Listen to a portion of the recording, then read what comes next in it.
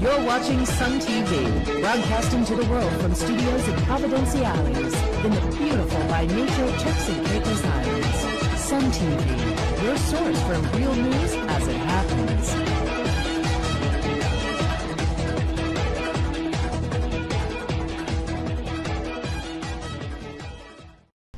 I'm Burley Brew, and thanks for watching Sun TV News Alert. Police in the Turks and Caicos Islands officially launched a new gun amnesty on Monday, June 3rd. They displayed more than 100 firearms, including 7 high-powered assault weapons such as an AR-15 and a SKS and a number of handguns. The police are hoping that during this gun amnesty, they will collect a whole lot more weapons. During a press conference at the new police headquarters, Governor Rick Todd, Acting Premier Akira Misick, Commissioner of Police Colin Farquhar, and Superintendent of Police Darren Dusty Williams all threw their support behind the gun amnesty. Williams, who is in charge of the police firearms section, told a press conference that they are trying to get as many illegal firearms off the street as possible. And our hope for this amnesty is to get as much illegal firearms as possible off the street by people volunteering to bring them into us. They have spoken about no ramifications in terms of people bringing in firearms to us. Williams stressed that the police will not be accepting guns at the police station, and he took the opportunity to explain to the public how they should hand in firearms. If anyone out there has a firearm and they want to turn it into police, there are ways that you can do it. We can either contact the ministers of gospel, which we have selected a few from various churches, and they have mentioned those people in the press release. And if you listen to the press release, you'll have a good idea of who these people are. Now, we don't want anybody coming into the police station with firearms. If you're coming to the police station with firearms, you must first contact us and make prior arrangements so we can have things in place to collect those firearms. Secondly, if you're coming with them, make sure they are in a secure container, and we'll collect them for you. If you don't have it in a secure container and you're bringing it in your vehicle, please leave it in the vehicle and we will collect them from the vehicle.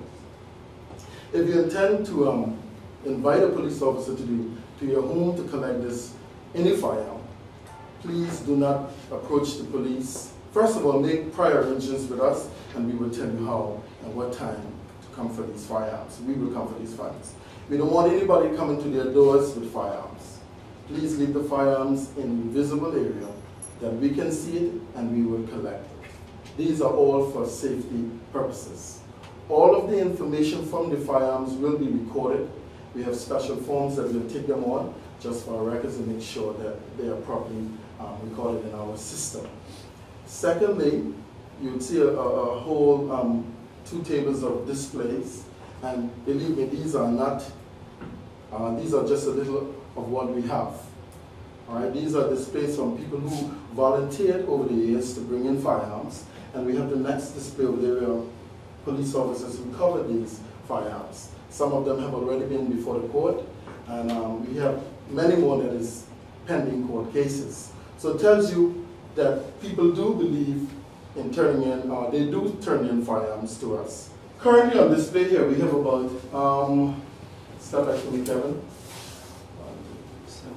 9. 7 of them.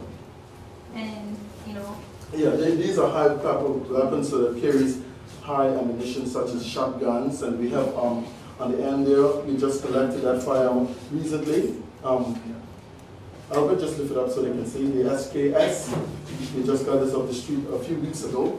That's we call that classified as an assault weapon. Reasons are because they carry high caliber ammunition such as 7.62. Right? And we have here on display also is the AR-15, which carries the 5.56. That is also a high-powered weapon. Williams said the police force is also looking at implementing new firearm laws because some of the laws were outdated.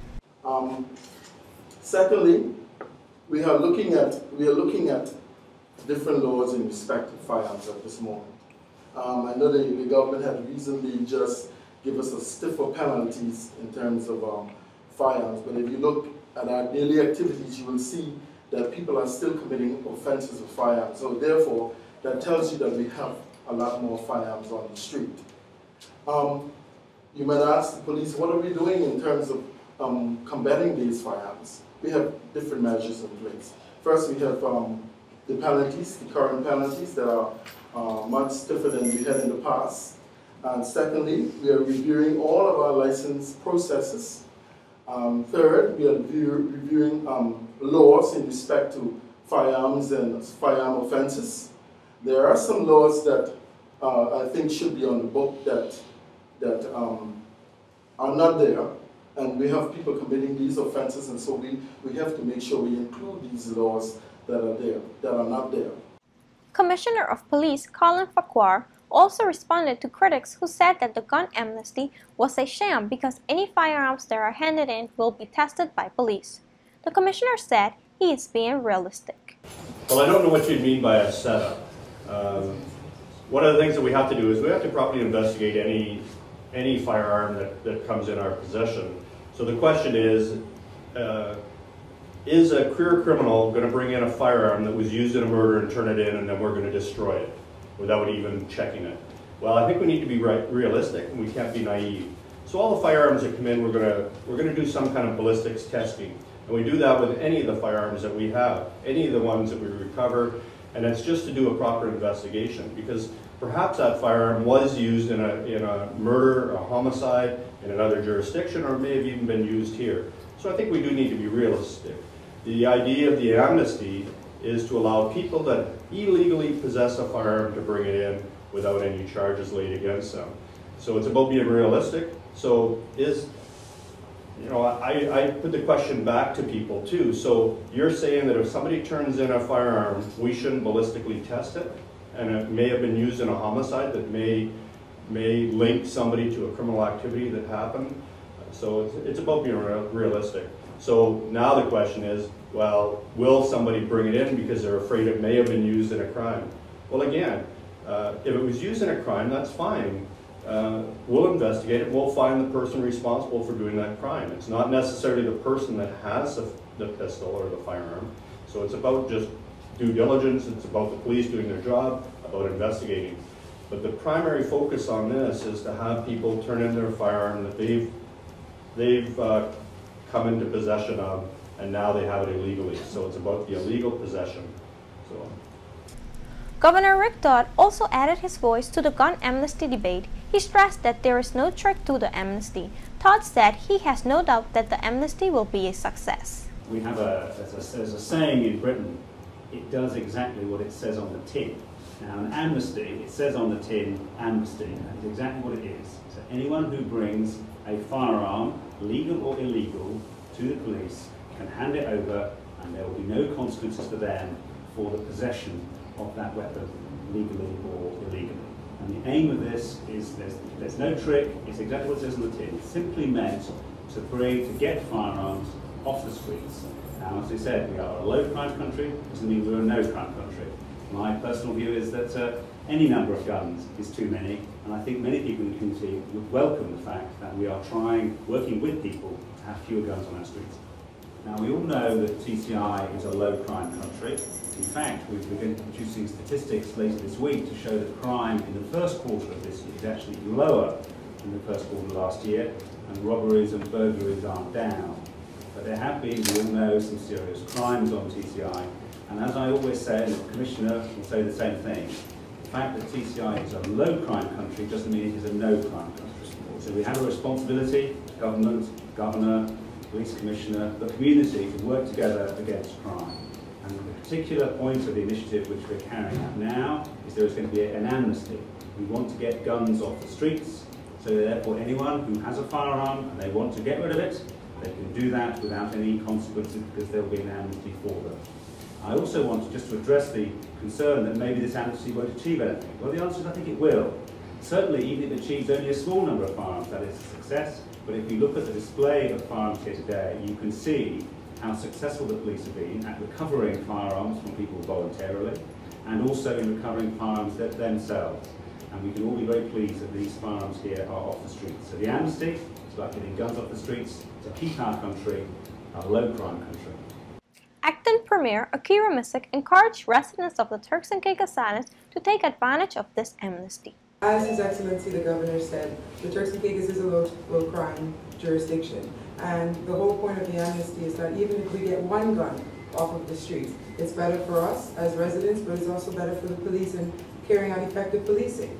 And so we're encouraging all residents in the Turks and Caicos Islands to take advantage of this amnesty. It's a one-off opportunity where you can present a firearm, no questions asked, it'd be logged with the police and destroyed in due course, and then you could feel a sense of pride and belief to know that you've done something good. You may have had a firearm illegally, now you no longer occupy it. There's less chance of you serving any time in jail, and so it's good to encourage not only your friends, your neighbors, anyone you know that may be the owner of an illegal firearm, but also let's continue to assist the Royal Turks and Caicos Islands Police Force. They're our police force. It's good that we're able to partner up with them and the Governor's office and to move forward in keeping Turks and Caicos low crime to eventually no crime jurisdiction. So it's very good to be here today. Thank you. Meantime, Commissioner of Police Colin Farquhar has called on gun owners to rethink why they have a firearm.